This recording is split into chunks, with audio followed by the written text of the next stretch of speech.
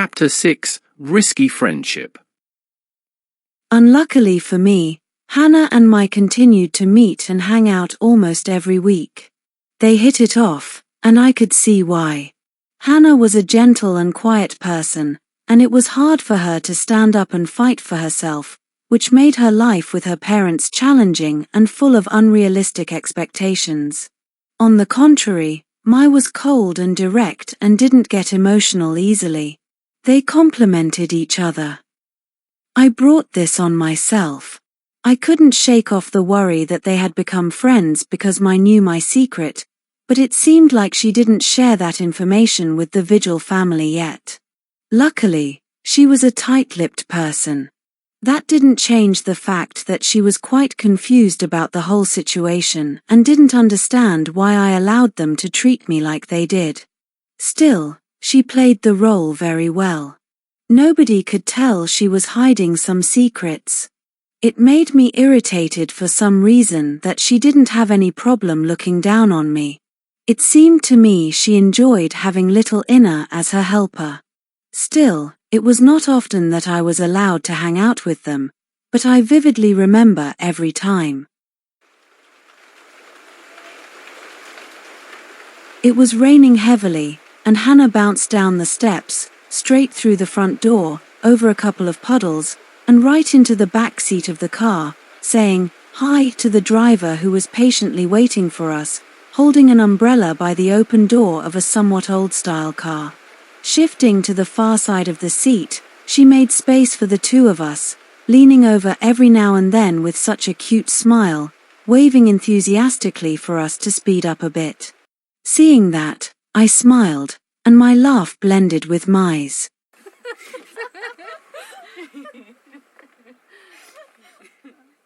She really enjoys the friendship the three of us have, I said to her, feeling content. What friendship? Until you tell us the whole story, you're just a stranger. Even I don't know who you really are. That's harsh. Okay, I will make it clear to you one day. Be patient. Either way, I choose to leave that life behind. I don't want to be judged based on some stereotypes. You can't choose who you are. Watch me, I said, my words followed by a loud thud as I jumped off the last few steps. Mai responded with a cold smile, and we rushed into the car. For a long time, Mai held a grudge. She knew I was a member of the 12 families, but didn't know which one. I was keeping that information from her. I expected her to put 2 and 2 together and figure it out, as she was quite intelligent and had access to so much documentation about powerful families. But at the same time, my personality stood out quite a bit from my family's, so in a way, I made it hard for her. She was always a trustworthy person, and I guess that's why she was keeping my secret from the Vigil family.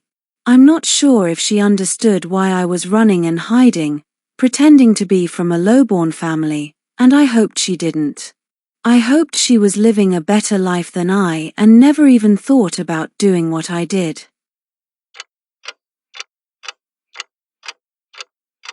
Lady Mai should come any second. She promised to teach me some fighting techniques. It would be good if you would join us. I'm sure it will be useful for both of us, Hannah said to me while my hands were busy cleaning the twins' room. Lady Hannah, if that is your wish, I will be there, I responded, my head under the bed scanning for lost toys. It was surprising that there weren't any toys even on the ceiling. The loud sound of the doorbell broke my concentration as the back of my head kissed the edge of the bed, leaving a little bump that soon appeared. Oh my, she is already here. Leave the cleaning for now, she said, disappearing from the room. Her loud greeting echoed through the house, and I followed their voices, massaging my sore head. Lady Mai, I prepared everything. We can train in this room on the right, our staff has made enough space. I invited Inna, I hope you don't mind. She should be on her way, Hannah said, looking behind her, her eyes sparkling as she saw me at the end of the hall. "Lady Hannah, do you have any experience, except the camp?" I heard my ask her, obviously taking it very seriously, like she did everything. "They said I was too fragile for close combat. I was the worst in my group. I did learn some things. Then I'll use inner first, to explain and show you some basic techniques." I stepped into the room, and I could see the grin on her face. Her jacket and pistols were hanging on one of the chairs while she moved her arms and wrists in circles. I got myself into a real mess. "Attack me," I said, taking her stance. "What about my warm-up? I guess demonstrating some moves should not be a problem."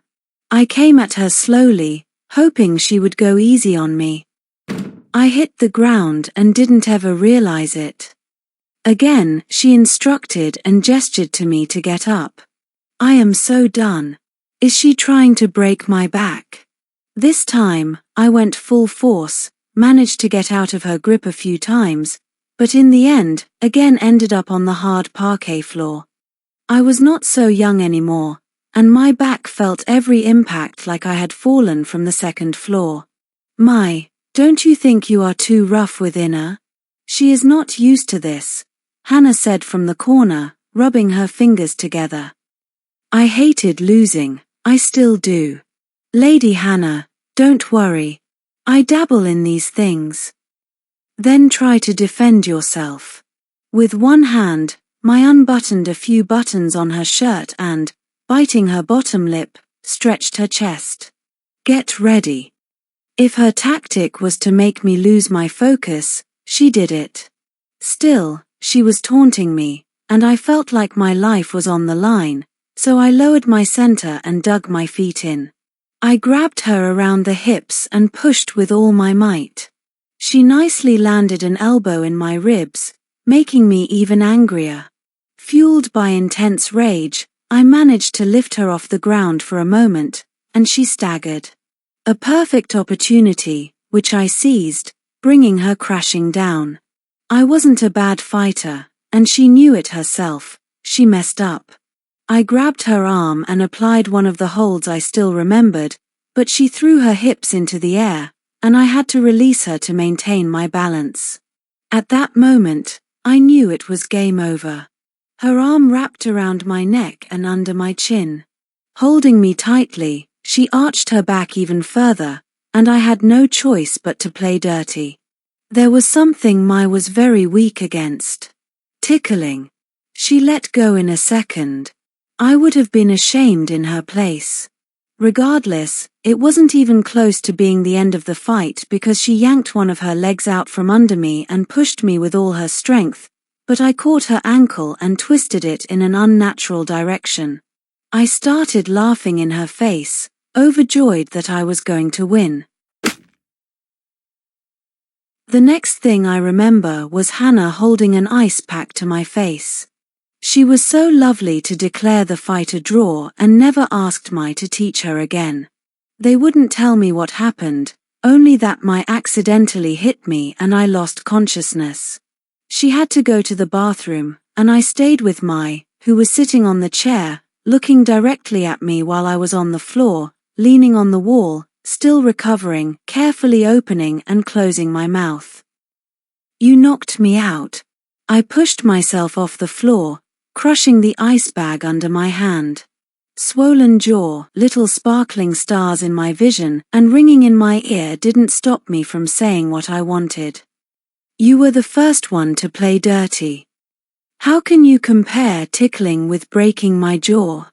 The ice bag flew through the air just to get caught one-handedly, leaving a trail of droplets on the floor. "You speak a lot for a staff member," she answered, her gaze still lingering on the melting ice she carefully positioned on the table's surface. Oh no, she did not just say that. But the joke was on me. It was worth getting knocked out. I gave her a good feel and really enjoyed it. Also, I managed to let off some steam that had built up from all the work and mistreatment.